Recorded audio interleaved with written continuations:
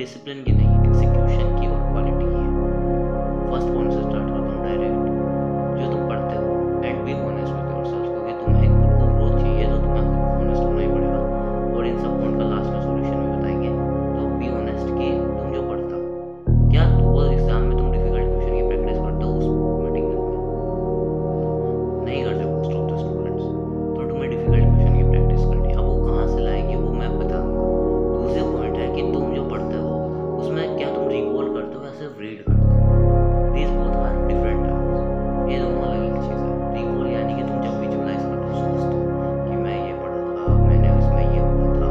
जबकि एक होता है रीडिंग, जिसमें तुम फास्ट फास्ट मान लो कोई किताब ली उसको पढ़ने लग गए।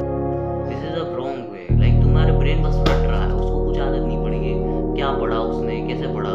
उसको जब हार्ड क्वेश्चन आएगा उसको पता भी नहीं कि कहाँ पे रुकेगा, कहाँ पे उसको दिक्कत आएगी। फर्स्ट पॉइंट है पढ़ना और समझना। या फिर यूँ कह सकते हैं कि busy means not productive.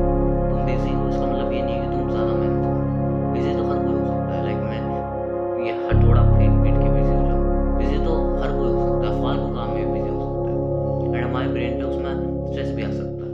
But productive का मतलब होता है कि हम जो कर रहे हैं उसमें हम अपने 100% एफर्ट पुट इन कर रहे हैं और 200% रिजल्ट दे रहे हैं।